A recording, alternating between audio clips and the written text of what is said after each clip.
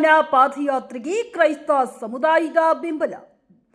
Bishop reverend Ravikumar ಅಂದ್ಲಿ ಅವರನ್ನ ಭೇಟಿ ಮಾಡಿ ತುಂಗಭದ್ರಾ ಅಭಿಯಾನ ಪಾದಯಾತ್ರೆಯಲ್ಲಿ ಭಾಗವಹಿಸಲು ಕೇಳಿಕೊಳ್ಳಲಾಯಿತು. ಅದಕ್ಕೆ ಅವರು ತಮ್ಮ ಸಮಾಜದಿಂದ ಎಲ್ಲಾ ರೀತಿ ಸಹಕರಿಸಲು ಒಪ್ಪಿಕೊಂಡು ಆಶೀರ್ವದಿಸಿದರು. ಈ ಸಂದರ್ಭದಲ್ಲಿ ರಾಜಮಾತೆ ಶ್ರೀ ಲಲಿತಾ ರಾಣಿ, ರಂಗದೇವರಾಯಲು, ಶ್ರೀ ವಿಷ್ಣುತೀರ್ಥ, ಡಾಕ್ಟರ್ ಶಿವಕುಮಾರ್, ಮಾಲಿ ಪಾಟೀಲ್, ಶ್ರೀ ಸರ್ವೇಶ್ ವಸ್ತ್ರದ್ ಹಾಗೂ ಯೋಹನಾ ಬಾಬು ಪಾಸ್ಟರ್ ಉಪಸ್ಥಿತರಿದ್ದರು.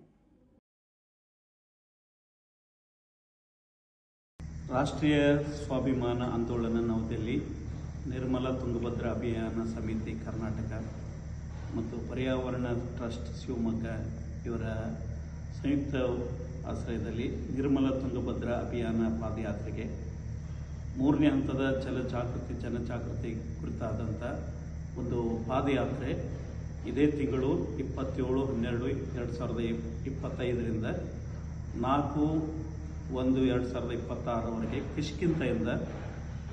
ಕಿಷ್ಕಿಂಥದ ಗಂಗಾವತಿಯಿಂದ ಮಂತ್ರಾಲಯದವರೆಗೂ ನಡೀತಿರುವಂಥ ಈ ಒಂದು ನಿರ್ಮಲ ತುಂಗಭದ್ರಾ ಅಭಿಯಾನ ಪಾದಯಾತ್ರೆಗೆ ನಮ್ಮ ಗಂಗಾವತಿಯ ಮತ್ತು ಕೊಪ್ಪಳ ಜಿಲ್ಲೆಯ ಎಲ್ಲ ಕ್ರೈಸ್ತ ಬಾಂಧವರು ಇದರಲ್ಲಿ ಭಾಗವಹಿಸಿ ನಮ್ಮ ಪರಿಸರದಲ್ಲಿ ದೇವರು ನಮಗೆ ಕೊಟ್ಟಿರುವಂಥ ಭಾಳ ವಿಶೇಷವಾದಂಥ 2 ಉಚಿತವಾದಂಥ ವರಗಳು ಯಾವುದಂತಂದ್ರೆ ನೀರು ಮತ್ತು ಗಾಳಿ.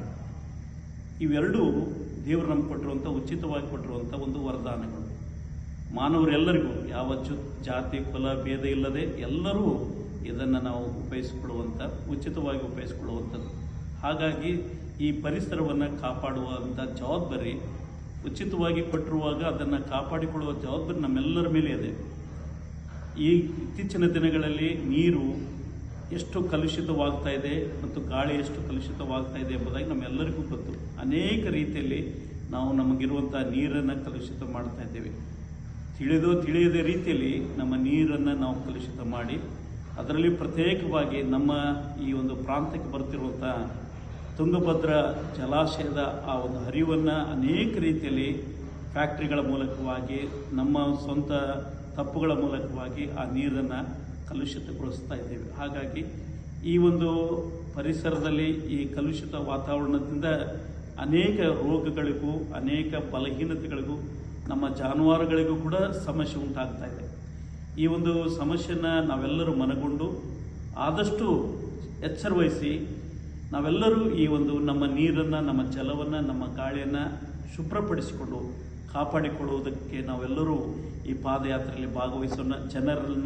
ಜನರಲ್ಲಿ ಜಾಗೃತಿಯನ್ನು ಮೂಡಿಸೋಣ. ಅದರ ಮೂಲಕವಾಗಿ ನಾವು ಈ ನೀರು, ಜಲ, ಗಾಳಿಯನ್ನು ಕಾಪಾಡಿಕೊಳ್ಳುವಂಥ ಜವಾಬ್ದಾರಿ ನಮ್ಮೆಲ್ಲರ ಮೇಲಿದೆ.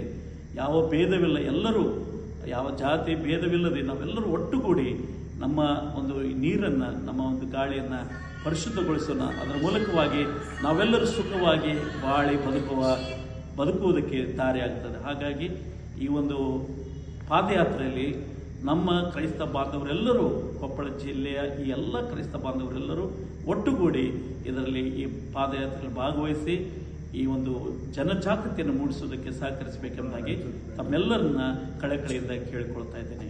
ದೇವರು ನಿಮ್ಮೆಲ್ಲರನ್ನ ಆಶೀರ್ವದಿಸಲಿ.